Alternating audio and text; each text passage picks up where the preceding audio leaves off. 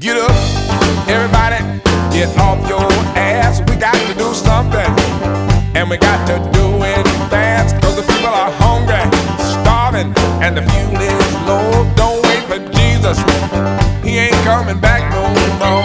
Got to sacrifice, have no fear, shed no blood, no, shed no tears. We gonna make our move, get out of our way.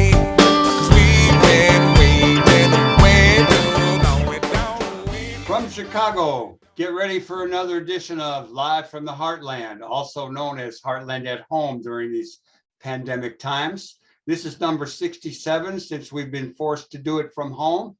And we have a good show for you all today. We've got two old friends going to come on. We're going to have, joining all the friends, neighbors, and people around the world who are listening in, we're going to have Dan O'Brien, bring back the Buffalo man, talking to us about South Dakota and what's going on his Buffalo ranch. And we're going to have Michael McCarty, a longtime friend and one hell of a storyteller. So get ready to stick around for about an hour. You're going to enjoy. Good morning to you, Katie Hogan. Anything good you want to share?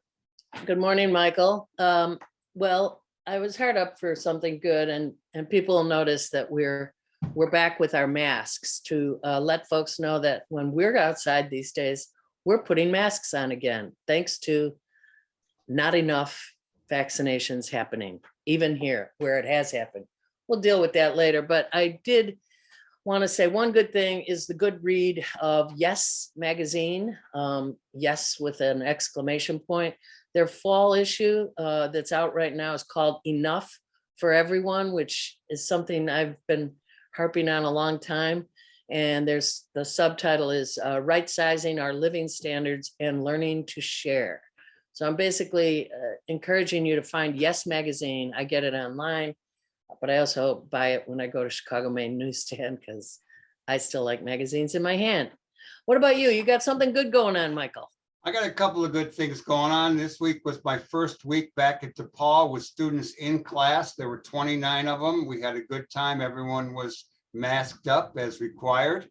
And once my class was over, I headed up to the Skokie Hospital.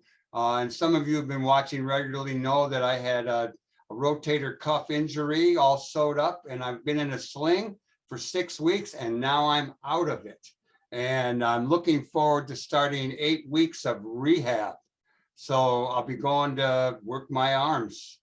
And let's, how about a little news, Katie? You got anything about what's going on in South America? One thing you mentioned, it was, I think it's actually our 68th Zoom show, not 67. What did I say, 66? You said 67. I'm not sure why, but it's Whatever. okay. It doesn't matter. No one's counting but us. What I was a little upset about reading about Bolsonaro in Brazil.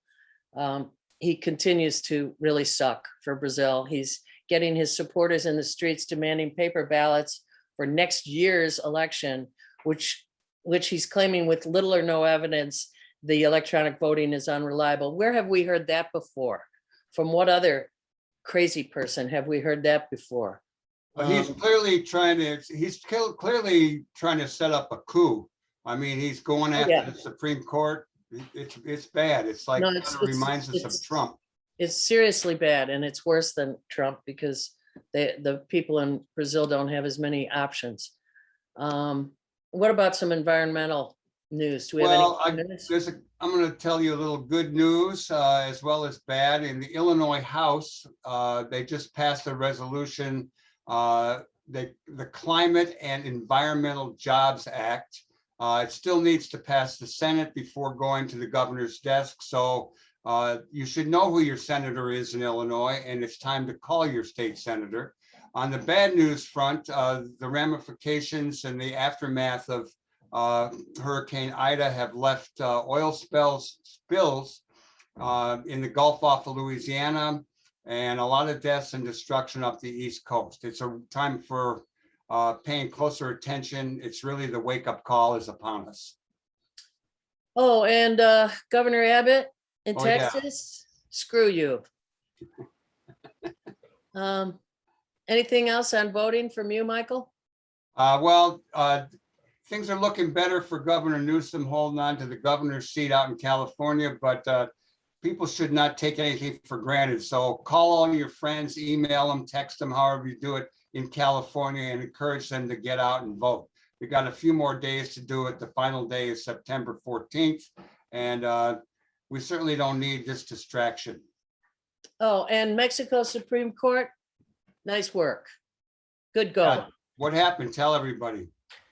They refused, they allowed for women to continue to have the right to make choices for their body, in contrast to what the state of Texas did in the same. Right.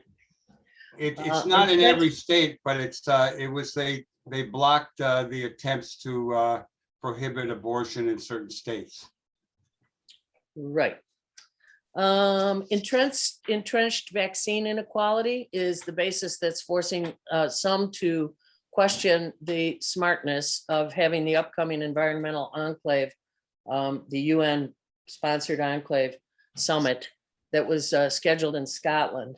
They're saying that because of the inequality of the vaccine everywhere else in the world, organizers hadn't done enough to ensure that participation by people from those areas could happen.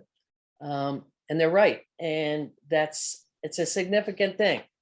The COVID and the climate change stuff happening both at the same time is an interesting thing to watch. What do you got from, I think. Well, in Florida, this Governor DeSantis is still playing to the right-wing Republican base, thinking he's going to be the nominee for president.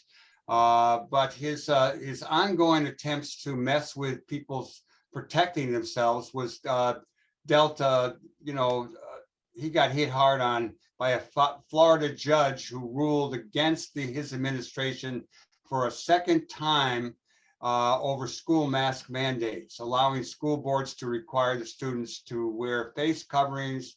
And the specifics were a Leon County Circuit judge named John Cooper sided with parents who said an executive order from DeSantis oversteps the state's authority in restricting school districts from requiring. Say that 10 times fast.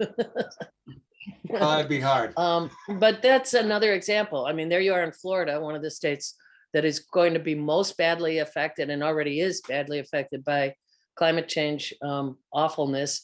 But while simultaneously you've got political leadership that is absolutely lacking in leadership, putting people in danger. The death toll and the hospitalizations in Florida are through the roof. This guy should be completely pulled out of office. He's dangerous to their people.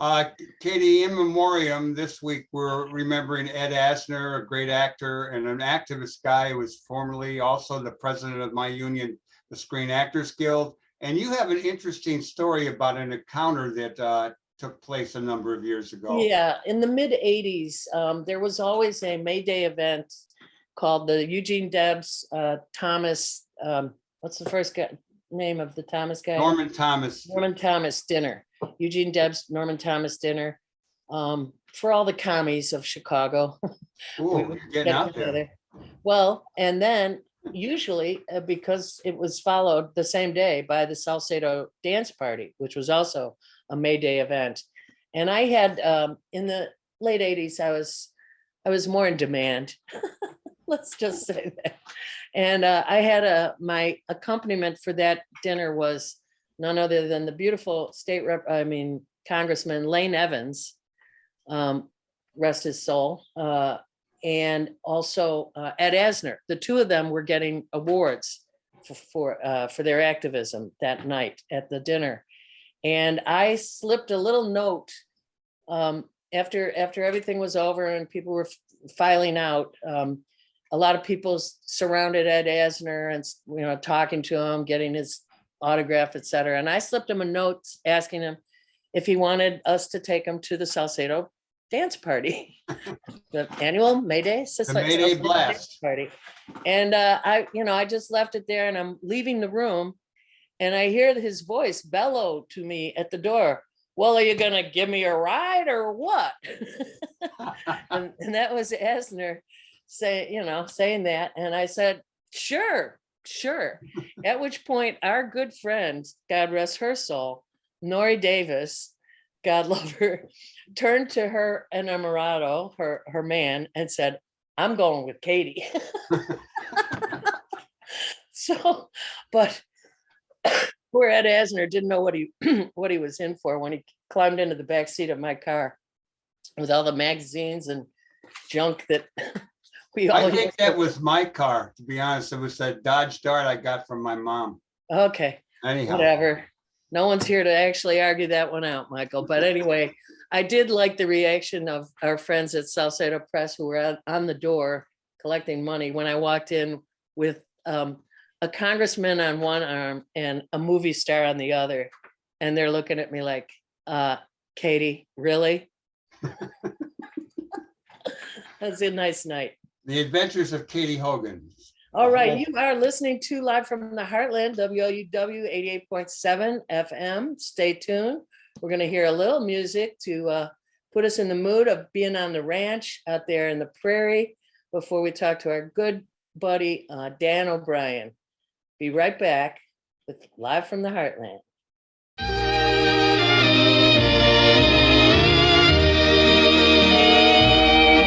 Oh, give me a home where the buffalo roam, where the deer and the antelope play, where seldom is heard a discouraging word, and the skies are not cloudy all day. Home, home on the range, where the deer and the antelope play, where seldom is heard a discouraging word, and the skies are not cloudy all day. Oh, Gene Autry, where the buffalo roam. Well, Dan, it's great to see you again, even if it's via Zoom. Let me share with our audience how we came to know each other. My wife, Paige, gave me a book that you wrote called Buffalo for the Brokenhearted. Buffalo on the Broken Heart. And it was a story about you reintroducing buffalo to the Broken Heart Ranch out in South Dakota. And in the book, you basically made a distinction between feedlot buffalo raised like cattle and buffalo that were raised more naturally, as you were doing. And we were already selling buffalo at the Heartland Cafe, but I wrote to you and said, I think I don't know about the buffalo we're getting, what the quality is. It was out of Mobridge, turned out to be okay. But then you invited me out. And while I was there, while you were in a meeting, the buffalo got loose, 180 head, and they were running loose, and we had the best day of my life. I'm hanging out the window yelling yippee-ki-yay-yo and shooting pictures, and we had an airplane, we had an ATV, we had a couple of pickup trucks, and we rounded up 179 of the buffalo. One had fallen, and we had to drag it to a place where animals, etc., would take it away. So how are you this morning? I'm pretty good, and things are very similar to when you were out here, but of course, like everything, they've changed too. So we're quite a lot larger, and we've our business is really from the grass that we raise and try to do a good job of right up to your plate. So we have control of those buffalo all the way and try to give people the very best food that's possible. Dan, share with the audience a little bit about the wonder of the buffalo, be it their ability to trample the earth and bring back the prairie, facing the storm rather than turning their back to it. Anything you'd like to share about this wonderful animal, and maybe the distinction or the use of bison and buffalo? Well, first of all, bison and buffalo, they're really bison scientifically, but our neighbors call them buffalo, and our neighbors are the Lakota people, Indians, but they're also North Americans. So they call them buffalo, so we call them buffalo. And they have anybody that has any science at all that showed up in the 8th grade knows that ecosystems are everything depends on everything else. And this ecosystem of the Great Plains, the grasslands, which is really the heart of America, it's the character of America. It's very important. Was shaped by the buffalo. And when we say buffalo, we're talking about tens of millions of buffalo. And of course now, and they were all, of course, free roaming. And now there's quite a bit less. I think the last I heard was probably 1 million. And they've come back from 400, which we had in the turn of the century. So it's kind of a success story from an environmental standpoint, but it's not perfect. And the reason it's not perfect is that as I said before, the ecosystem, they all had to work together. So now, and buffaloes survived for 150 million years on nothing but grass without any humans. And for some reason, we thought we could do it better. And so since we were tearing up Iowa and Minnesota and Illinois, planting corn, we might as well feed that corn to buffalo, which was a terrible mistake because the grasslands need that buffalo. They evolved with that kind of massaging, the feet, the hooves, the movement, and with cattle, there's no movement, and nothing's as healthy as it used to be. I loved reading that book and learning all of that you told us about that you taught us about the buffalo by writing that book. And you are a prolific writer, but we're going to ask just one more, well, maybe not just one more, before we get to all your writing. One of the things that's the environment and the wildfires and the drought, how is that affecting you right now in your ranch work, first of all? And then I'll ask you a follow-up question. Katie, I can't overemphasize the danger of climate change to my lifestyle and the center of this country. It can't be done. I can't tell you how much that bothers me. We're suffering through a very, very dry year, which the Great Plains is used to dry years. We get them once in a while, but the frequency is really increased. And if they increase much more, there's going to be a whole lot of ranches for sale, and they're not going to be worth anything because they're going to be overgrazed. So, what we're trying to do is really, we have a company that we raise buffalo, and then we have another company that slaughters buffalo, cuts it up, packages it, and sends it all over the country. Wild Idea Buffalo Company. But that whole program is dependent on a healthy ecosystem. And if that's threatened, I'm threatened from every direction, and I'm starting to feel that. And a lot of other people are starting to feel it. So that was the other question I had was when I watched the videos on your website, and you all talk about how your method of ranching, which is basically to let the buffalo roam and do their thing.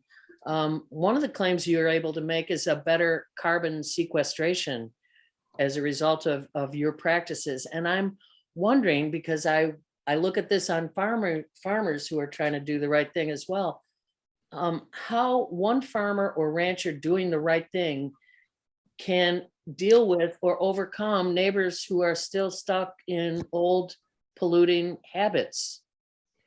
Well, that's the dream I wake up to screaming every night. Yeah, I'm so sorry to bring that to you.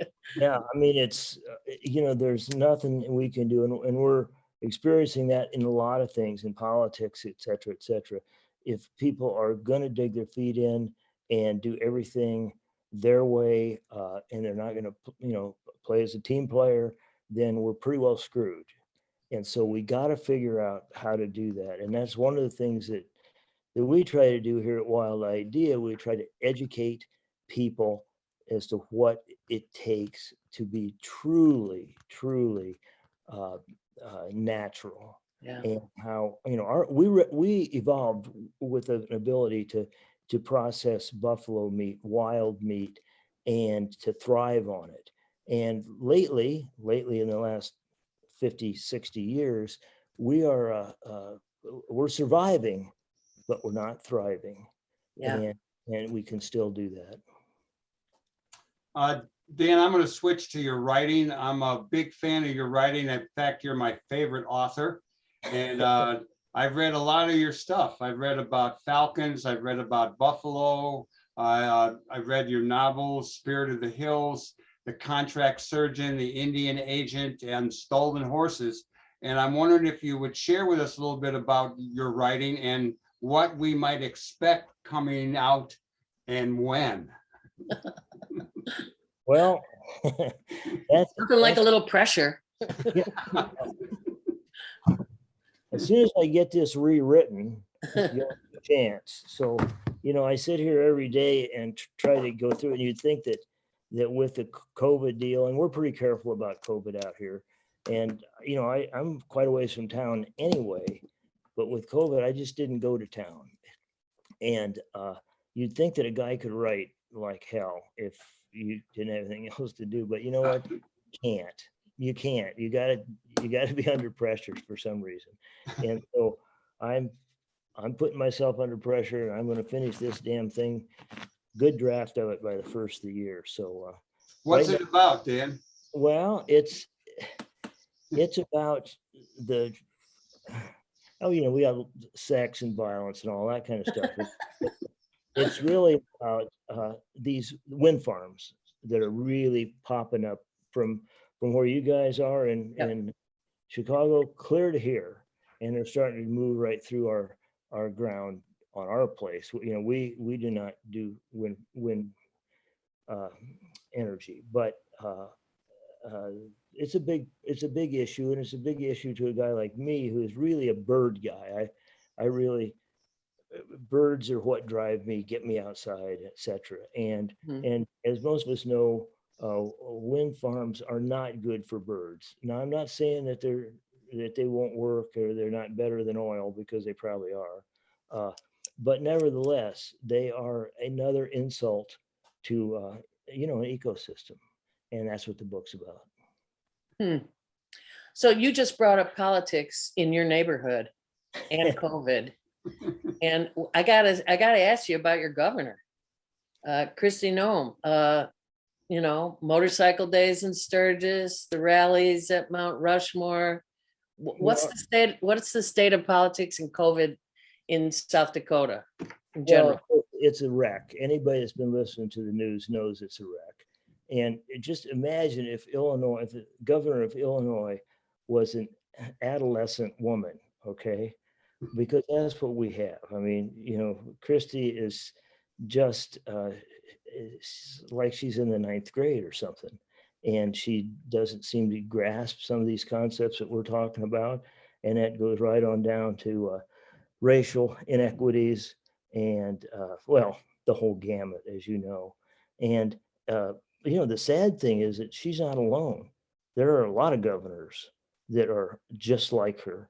She's just a little flashier, So it's not a good situation. It feeds into the issues that we were talking about before. I don't think these people, this type of, the Trump people, if you will, I don't think they know anything about the environment or give a shit. They just don't care. All right. Are they also trying to do some voting rights action in your legislature, or is that not an issue for you guys? I can't tell you exactly. To be quite honest with you, I don't pay that much attention to what happens.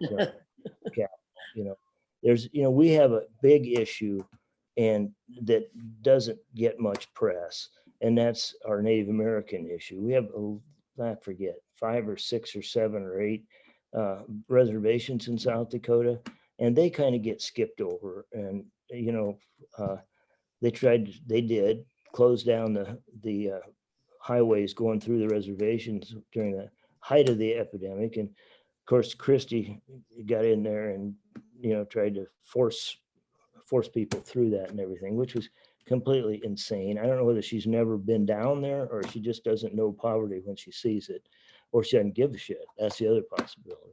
But that's the issue that we have. And it doesn't do much good. A Democrat hasn't been elected in South Dakota since I was a small boy.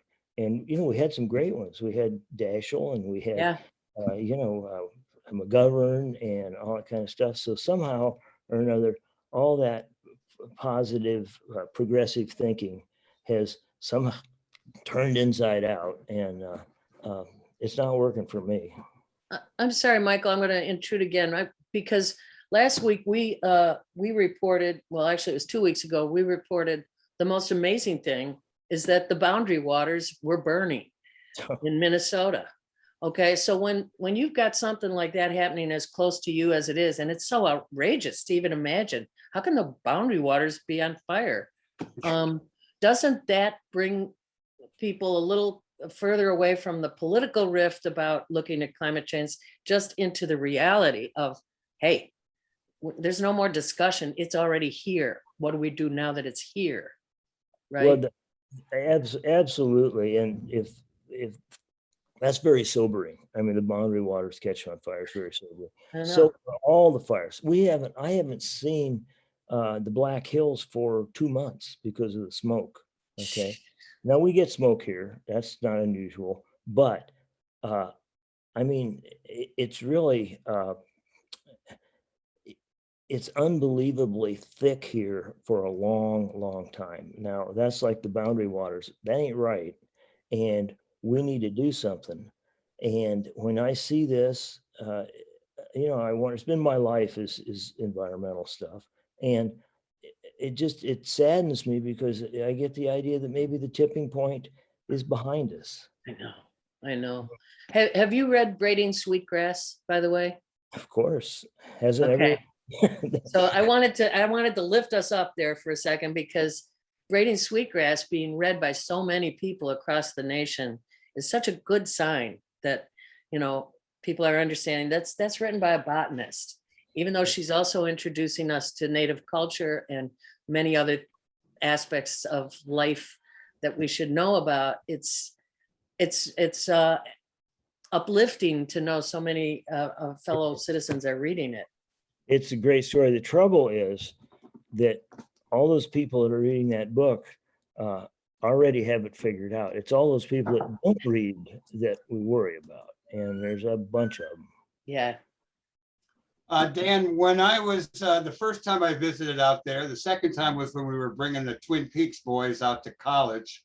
But the first time I was there, we went and got your Falcon out of the pen and you flew your Falcon. I wonder if you still have a Falcon that you play with each day. Uh-oh, he's showing it to us. I'm trying to. Where the hell is he? Is he inside? Right there. Oh, wow. See, Mar? Oh, yeah. Okay. Now we do. Now we do. It's hard to see him with the light behind him, but oh my gosh. But the answer is yes. It's my golf. I've already been out this morning with 2 Falcons, and it's the way I commune with nature. I have brothers that play golf, and they don't know their ass from a hole in the ground, really. But that's what I do. I've always done that, and the reason I do it is because it does get you into it. It gets you physically into what I'm talking about, and you can't help but look around and look at the other species that we share this planet with and say, oh yeah, they're here too. And that's a big step. Before we let you go, I wonder if there are any projects, observations, things in your heart, in your mind that you'd like to share with us. And you could go as long as you want. Well, I've got a long list of those sorts of things. And most of it has to do with this, helping somehow to help people see what we've been talking about. And to me, that's I'm 73 years old, and I don't have a lot of time. I understand that. I welcome that. That's cool. But I'd like to leave the mark of education on as many people as possible. And that's what I do in my life. That's what I do in writing. And that's what I do running the business. And so I'm pretty well focused on that, Michael. That's terrific. You're a hell of a guy. And Yeah. and thanks to you, we served one mean buffalo burger at the Heartland, thousands upon Yeah. thousands of them. Thousands of them. And I Yeah. gotta say, I miss eating buffalo every day. I do Yeah. too. I do too. Well, I'm getting tired of it. I've been eating quite a bit. Oh, Dan, thank you for your family's great work that serves so many more people than you'll ever meet. Be assured of that and know that. And we're all in the same boat in terms of what you just said. We're all looking at trying to make sure we leave this place slightly better. A little bit. Yeah. So good luck to us all on that. And Michael and I will have to go out and talk to you about writing the book that we're trying to finish on the Heartland Cafe, which we need to get a deadline over our heads so that we can finish it. That is a fantastic idea. The Heartland was such a wonderful thing, and especially to have it in Chicago, the real Heartland. And finish the book, you guys. Thank you. We got a lot of stuff written. We got to figure out how to merge it and what tense we're in, and Yeah. and we have to argue about the edits and get an editor, all that stuff. But you know what, though? Get a draft first, then argue about the details. That's my. We got the draft. That's good. Dan O'Brien of the Buffalo for the Brokenhearted and many other books. Huge fan of yours and a huge fan of what you're trying to do out there on the beautiful plains. Go Bless Wild you. Idea Buffalo. Thank you so much, you guys. I appreciate it. Right on, brother. See you next time.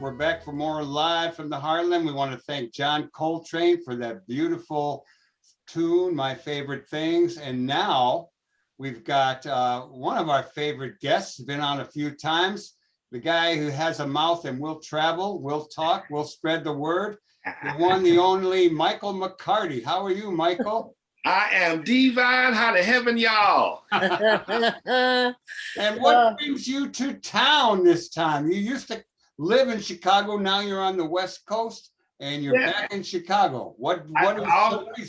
I always come this time of year for my birthday, celebrated here with my Chicago folks. And I tell you, I miss the Heartland. Yeah, we do. Yeah, we all do. We all do, Michael. And there's Michael, as a former member of the Black Panther Party, and Katie pointed out there are a lot of people say they were members, but we know you were a member. Education lieutenant. You saw a lot of things come down, and I'm wondering if you would like to share those times and what's going on now, and include in that a film that's been made about you and how that came to be, what it's about, and how we all get to see it. All right. So one of the things, so right now, one of the things that people are talking about is the Black Panther, the Illinois Black Panther movie. And one of the things that people often ask me about in that movie is they ask me about O'Neill. And I am happy because the movie has gone out and it's generated so much interest in the Illinois chapter in general, but Fred in particular. But there's this concern about O'Neill. Some feel that O'Neill is sort of given this like, oh, he had second thoughts. And listen, just for the record, O'Neill, he did to Fred was the highlight of his betrayal. But there are a lot of people that were betrayed by O'Neill, and I might have been one of them. People were sent on missions and what have you that ended up with them being busted. A lot of people got hurt behind that. So people need to know there wasn't an ounce of a gram or microgram of any hesitation with him about the crap that he did. So just so we're clear for the listeners, you're talking about the film Judas and the Black Messiah. Yeah, Judas and the Black which Messiah. is up for an Academy Award. And there's a lot of stuff in there that really didn't happen, but the overall effect of it, I think, has been good in educating It's been great. people. Yeah. And O'Neill is the guy, for people who don't know, and I assume most of our listeners do know, the guy who actually, sedated, gave Chairman Fred drugs so that he was asleep when the police came and assassinated him. 6 times the lethal dose of Seconal. Yeah. So yes, but like you said, that at his when he won the Academy Award for playing Fred, that actor talked about Fred, and millions of people now know about Fred. In bookstores, I know, especially in LA, bookstores, people were lining up. They wanted books about Fred. They wanted books about the party. They wanted to know. Hey, Maywood High School just named their peace and communications room the Fred Hampton Peace and Communications Room. And I heard that the first morning I was here. And here's the thing that I really took from that. It was a little subtle thing. Yeah. When the reporter was talking about that, he spoke about Fred Hampton had been murdered. Way before, it would not be like that. It would not be that specific. It would be vague or what have you. But he specifically said that Fred Hampton was murdered. And that was, I love it. Michael, can I share with you a story that I was walking along Monroe Avenue with Michael James early in our partnership when we were just starting the Heartland. And he didn't say anything to me. Michael James didn't, but he all of a sudden he yelled across the street, "Ed Hanrahan, we know you killed Fred and we'll never forget it." And there, and there was Ed Hanrahan on the other side of the street looking like, I know. If you could have seen the way, and all I could do is like, yeah. Hey, Michael. Yeah, you're right. It's momentous that people are calling it the assassination it was. And it's also momentous for the younger generation to be learning these details. Amen. While they are busy, making one of the broadest movements we've seen yet on anti-racism, the Black Lives Matter movement, which, thanks to terrible behavior by the Minnesota police, is worldwide now. Yep. Yeah. All right. I caught sort of a movie with you in it. I was not expecting to, and I'm on TV, and this is a couple months ago, and I'm like, oh my God, there's my buddy. Who made that movie? How did that come about? Tell us about that. And how do people find it? Yeah, the movie is called Belonging in the USA, The Story of Michael D. McCarty. It was made by Ariel Nobile. And I'll give you I'll do it quick. I've known Ariel all her life. Her parents were great friends of mine. When the Trump madness was going on. She wanted to do something to counter that. So she decided to make this series. The first one being me, then a woman from Argentina who had been a victim of the disappearances, and then a woman whose mother had been a victim of the concentration camps for the Japanese. So now I've had a lot of people shoot video of me, and it's been great, but Ariel pulled out all the stops. She had these guys come and follow me around for a day with the little not Zoom cameras, but you know what I'm talking about. Boom. Camera, whatever. Yeah, the cameras that fly around in the air. She had another drones. So she had another woman come, and she went through every one of my photos. And documented them because they're in there also. And then she interviewed my wife, Valerie, and she asked her this question: what would a movie of Michael's life be like? And Valerie knows me very well, and Valerie can talk. And she did this interview. Ariel sent that interview to a animator who turned that interview into an animated story of my life, paralleling the rest of the documentary. So throughout the documentary, you'll see these animation scenes that pop up here and there. It was, if I had any humility, I would be humbled. I ain't got none. What took them so long? So how do people see it, and tell us the name of it again? Belonging in the USA, the story of Michael D. McCarty. I will send you a link that you can then send out to your subscribers and what have you. It's an amazing piece. It is an absolutely amazing piece. And it captures all of these things about my life, the ups, downs, and the sideways, and how they all led to me being this phenomenal storyteller. Well, before we get into the storytelling, tell us a little about the prison work that you've been doing, which I'm sure they overlap. Oh, yes. Oh, yes. Oh, yes. Since 2014, I've been working with the Arts and Corrections program in California. Artists go into all of the 30-something prisons there are in California, teaching drawing, storytelling, Shakespeare, any kind of art form that they go in. And what's happened, this program started in the 70s, went into the 90s, and then got cut and was resuscitated in 2014. And what they learned is that people who participate in the Arts and Corrections program, while they're in prison, they're less likely to be involved in madness. Once they get out, they're less likely to go back. And I've had several of my students have gotten out, and they're doing well. They're doing very, very well. It's just an amazing. I tell you, there was this one guy when I first started. This guy was in. He had beaten a cop almost to death. He was just a very violent individual. He gets into prison and he meets this guy is white. He meets this black inmate who does beating. Okay, does beating, and he wants to learn. And the guy says, "Well, I'll arrange it." He hooked it up. The guy started beating, and as he started doing this art form, his whole anger just went. He apologized. He apologized to the cop. Wow. He didn't get into any more trouble. And this is the effect of these programs. You know, we have our friend Lisa Kenner, who used to be a Heartlander and then went on to start an incredibly important West Side charter school called Legacy.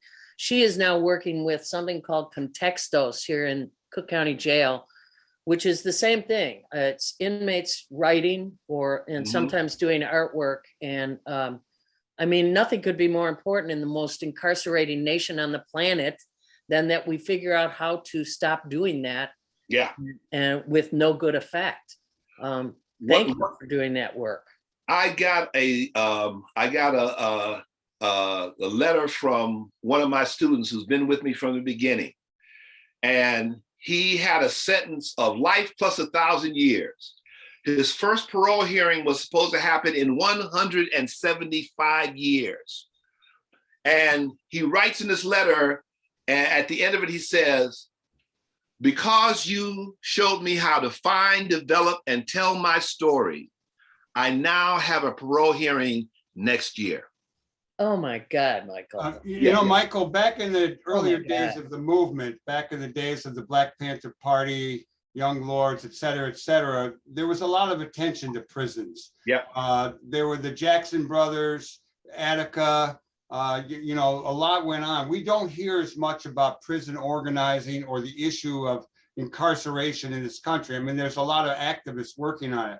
What do you say about the state of that and what needs to be done? Well, what needs to be done is that people need to get some damn sense, because one of the things that has to be done, prisons for profit need to be ended, to stop immediately. Amen. Because prisons for profit have a quota, usually around 80% occupancy. And at one point, before California stopped this, California had so many inmates, prisons in Mississippi and Tennessee, when they got short on occupancy, they would take prisoners from California. And now if you're a California prisoner and you got relatives and friends on the West Coast, you ain't likely to get any visits anytime soon. Right. So they banned prisons for profit in California, I believe, and I think they should be banned everywhere. And one thing that I would recommend them do is learn something about prisons, because we don't know. Those of us who have no connection, we don't know anything. And we make assumptions. Our assumptions are based on what we see in movies and what we see on TV, which is always from a slanted perspective. So find out something. If you know somebody, if you're somebody who likes to write, there are people, men and women in prison, who don't get any letters or contacts. Sending a postcard or something like that can make a difference, a profound difference in person's lives. Yeah, that's, we actually have covered a number of people. Maya Shenwar, who wrote a great book about prisons a couple of years ago.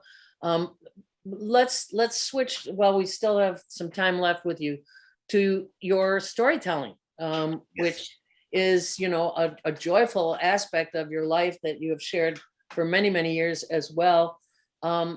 You know, maybe just a statement about your career as a storyteller, but mostly maybe tell us a story. Oh, yeah. He thought we'd never ask. So this is actually keeping with this theme. I tell you a story that came out of one of my classes. So this guy is in prison. He has a sentence of 25 to life for a victimless, nonviolent crime. He has a public defender, which they call public pretenders, and he ain't doing nothing. So he's trying to get him to get his mind right. He's had enough. He says, "You're fired." The guy starts laughing at him. "You can't fire me. You didn't hire me. I was appointed." So this brother, who I was told did not have a 6th grade education, went to the law library, figured it out, fired that sucker, and then he decided he was going to be his own attorney. His wife said, "Have you lost your mind? You're going to mess up." And on the first day, he did every dumb thing he could do. He scowled at the jury. He cussed at the prosecutor. He talked back to the judge. And the judge had the presence of mind to say, "Look, I'm going to give you a break because you have clearly lost your damn mind." and so he realizes he's lost his mind. Now, on this break, he starts going through his files, and he realizes that the prosecutor has been keeping pertinent information from the judge. So when he comes back to the courtroom, he says, "Your Honor, jury, prosecutor, I would like to apologize to you all. I don't know what I was thinking. Oh, and by the way, Your Honor, it seems that the prosecutor has kept some information from you." And the judge was like, And he went on. It took him about a year. He had his case thrown out. So this is 2 years ago, November. He's supposed to get out in February, but if he takes the GED class, he can get out sooner. He takes the first 3 parts and kicks butt. The last part is the math, and he's scared. He's so scared, he says, "I'm not going to do it. I'm not going to do it. I'll just do it next year." I gave out a handout with a quote from Michael Jordan: "You miss 100% of the shots that you don't take." So he said, "I'm going for it." He went, took that test, kicked booty, and got out. And I hope he's doing well. I hope he's doing well. But he seized the time, sure enough. Gosh, it is so great to both see you and hear you, Michael. All the many years that you would hold forth on the Heartland stage. Yes. And make it My your office. office when you were in town. I loved it so much. Yeah. Well, I don't know, Michael, do you have one last question for him or no? Only, what do you got planned for the rest of your life? To keep on, I can't wait to get back to prison to do my workshops. I mean, I'm crazy like that. I can't wait to go back to prison, and I want to do more of that. And I'm trying to get more people, other artists, storytellers in particular, to do this around, not only in California, but around the country, because it changes lives in a very, very positive way. It changes lives. We have that power. We got to use it. Michael McCarty, are you familiar with Sun Magazine out of North Carolina? No. Okay, Oh. if you're in town for another day or two, I have 2 years of old copies, and they send them to prisoners for free. Oh, wow. It's a wonderful, so we'll do this offline, but The Sun. The Sun, and I have copies to give you. If you want to come to Michael's house and pick them up, I'll bring them there. Sounds like a plan. Well, like I said, we'll figure that out. And I'll come maybe Sunday. That'd be Maybe great. I have to go to a memorial on Sunday, but we'll work it out. Listen, we're gonna take you out with Stevie Wonder singing "Happy Birthday" to you, the way he sang it to Martin Luther King Jr. Because it is your birthday, my brother. Hey, thank you, thank you. Also, my daughter Koya's birthday, my sister Melody's birthday, lot of good my birthdays son's in friend September. Carly's birthday. A lot of Virgos, birthdays. we rule. Live long and prosper, my dear. Nanu, nanu. Nanu. Nini nana no. All right.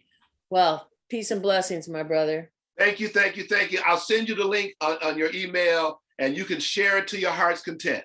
Right on. Love y'all. Soon. All Thank power to the you. people. Right on.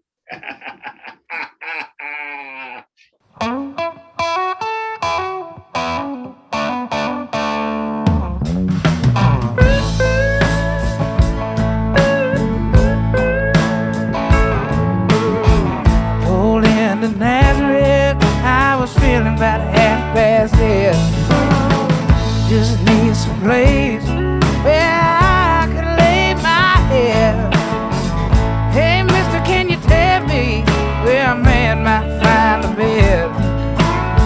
He just grinned and shook my hand. No, was all he said. Take a load off Fanny. Take a load for free. Take a load off Fanny. Put the load right on me.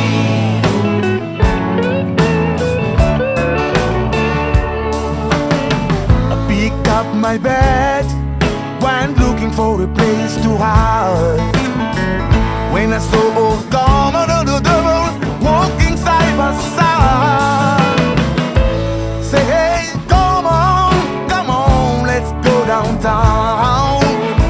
She said, I gotta go, but my friend can stick around. Take a load off Fanny. Take a load for free. Take a load off Fanny. Put the load right on me.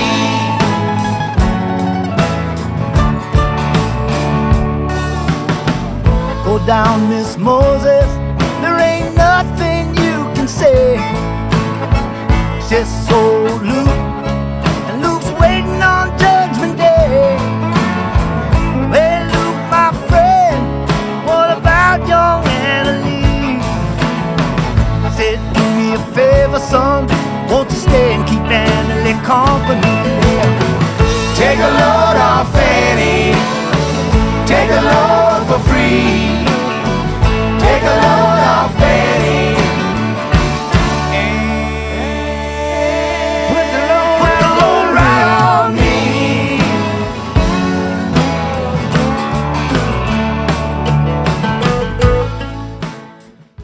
Oh, so great to see Michael McCarty. What a wonderful life work he's doing out there. He's one uplifting guy, I'll tell you that. Truly, truly.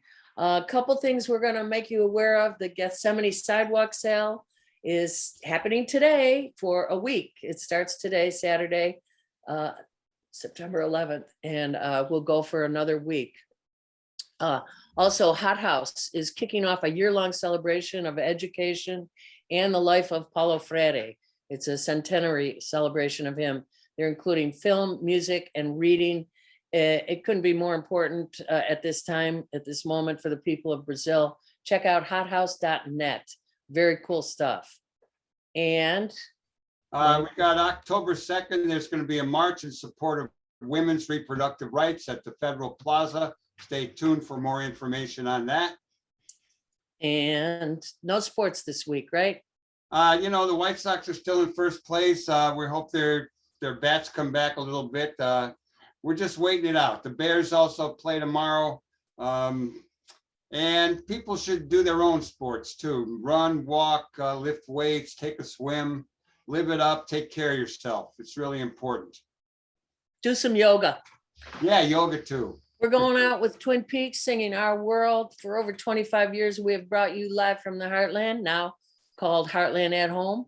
Broadcast every Saturday morning, 9 a.m. Central on Chicago's WLUW 88.7 FM.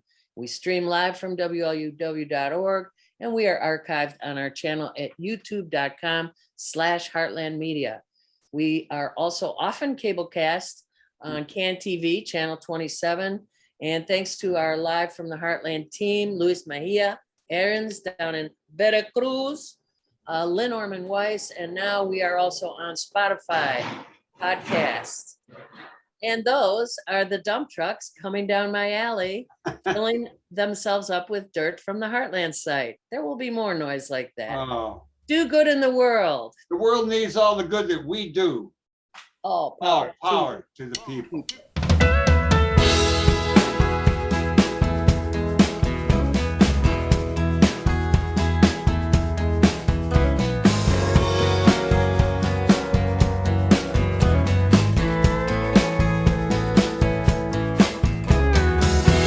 Not a slumber, another sleepless night. Not a rave that could make it right. I was taught how to misbehave. Now I'm caught on a different way. Wake up on another day. Another suspect